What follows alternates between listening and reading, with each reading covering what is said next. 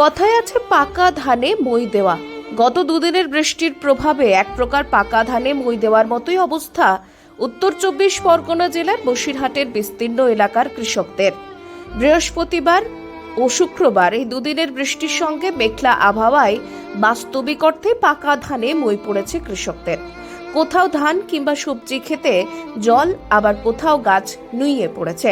এর ফলে ধান চাষে যেমন ক্ষতির সম্ভাবনা, ঠিক তেমনই পচন ধরতে পারে সবজিতেও। পানিটা হয়েছে তার জন্য আমাদের অনেক ক্ষতি হয়ে গেছে। কেন ৫-৬ বিঘে জমি সব পানিতেই সব ধান বুড়ে আছে।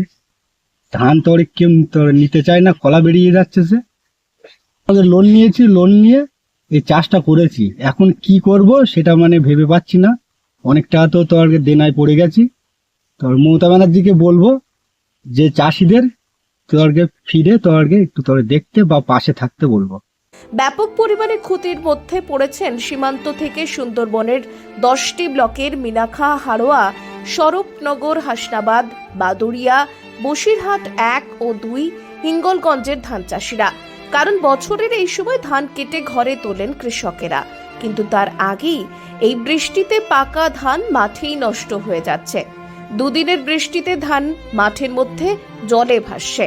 কেউ কেউ হয়তো সবে মাত্র শুরু করেছিলেন ধান কাটার কাজ, আবার কেউ অপেক্ষায় ছিলেন আরো কটা দিনের। আবার কেউ ধান কেটে মাঠে শুকাতে দিয়েছিলেন, কিন্তু সেই অপেক্ষায় কাল হলো। মিনাখার জয়গ্রামের এক চাষি এ বিষয়ে জানান, এই বৃষ্টিতে ধানের প্রচুর ক্ষতি হলো। ধান কেটে রাখার পর বৃষ্টি হওয়ায় ধান থেকে অঙ্কুর বের হতে শুরু করেছে। কার্যত হতাশার সুর শোনা যায় কৃষকের গলায়। ধানের পাশাপাশি সবজি চাষ ও ক্ষতির সম্ভাবনা আছে। জল জমে রয়েছে সবজির গাছের গোড়ায়। সূর্যের আলো উঠতেই পচন ধরতে শুরু করবে বলে আশঙ্কা কৃষকদের। ঝড় কি আপনাদের এখানে হচ্ছে?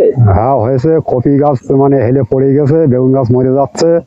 আচ্ছা, হ্যাঁ কি কি আছে আপনাদের? ধান আছে, ধান তো ফুলে এসে আর হওয়ার ভরসা নেই। জমিতে কি জল জমছে? না, এখনো জমিনি। হাওয়ায় আর কি ঝড় বৃষ্টিতে হয়ে গেছে, ক্ষতি হচ্ছে। আপনারা কি ঋণ নিয়ে চাষ করেন? হ্যাঁ, নিজে চাষ করি। ঋণ নিয়ে চাষ করেন না? আর পটল আছে, ভেন্ডি আছে, বরবটি আছে, সবটাই কি ক্ষতির মুখে? এরা সব ক্ষতির মুখে। জল জমেছে, এই দেখতেই পাচ্ছেন, এখানে এই পটল ক্ষেত আছে, জল জমিয়ে আছে, এই পুঁইশাক ক্ষেত আছে, আমাদের ভেন্ডি আছে, লঙ্কা আছে। এই সবগুলো আকাশের ওয়েদারে এই অনেকগুলো জিনিস আমাদের বৃষ্টির কারণে ক্ষয়ক্ষতির লক্ষণ দেখা যাচ্ছে। যদি আরো এখনো বৃষ্টি কতটা হবে তা তো জানা নেই। এর পরবর্তীকালে যদি বৃষ্টি আরো হয় তাহলে ক্ষতির লক্ষণটা আরো বেশি হবে। তো ইতিমধ্যে বৃষ্টির কারণে কি ফসলের ক্ষতি দেখা দিয়েছে? পটল গাছে ভুল হচ্ছে। হ্যাঁ, এখন এই বৃষ্টির কারণে অনেক জল তো জমে গিয়েছে। আরো দেখতে পাচ্ছেন তো আপনারা এইগুলো সব গাছ লাল হয়েছে বা অনেকে ঝিমুনি শুরু হয়ে গেছে। এই সবগুলো আর কি বৃষ্টির কারণে হচ্ছে। আর আকাশের ওয়েদার হিসাবে ও বৃষ্টি হলে পরে ওর আর কোনো থাকবে না। এইবারে এই যখনই কম হবে, বৃষ্টির কারণে ফসল যখন কম হবে, তখন দালাল রাজ বেড়ে যাবে। তখন আমাদের থেকে আমরা যে পয়সাটা পাচ্ছিলাম তার থেকে বেশি আপনাদের কিনে খেতে হবে বেশি টাকায়। আমরা 10 টাকায় বিক্রি পাচ্ছি, আপনারা 20 টাকায় কিনতে পাচ্ছেন। এরপরে আমরা 12 টাকা বিক্রি পাবো, আপনাদের 50 টাকায় কিনে খেতে হবে। দালাল রাজ বেড়ে যাবে। আপনাদের মাঠে আর কি ফসল আছে? সবজি একাধিক অনেক কিছু ফসল আছে। লঙ্কা আছে, ভেন্ডি আছে, পুঁইশাক আছে, তিল আছে। তিল তো পানি সহ্য করেই না। পাট আছে, সবেতেই জল জমেছে। সবটাই জল জমে। আকাশে বৃষ্টি যখন হবে তখন তো সবটাই জমে যাবে। এবার কাল বৈশাখী ঝড়ের জন্য, ঝড় বা পানি এইসব। অন্যদিকে ভ্যাপসা গরম থেকে রেহাই পেল শহরবাসী। কোনো জায়গায় শিলাবৃষ্টি, আবার কোনো জায়গায় বৃষ্টি। তবে এই বৃষ্টি হওয়ায় একরকম স্বস্তির মুখ দেখলো সাধারণ মানুষ।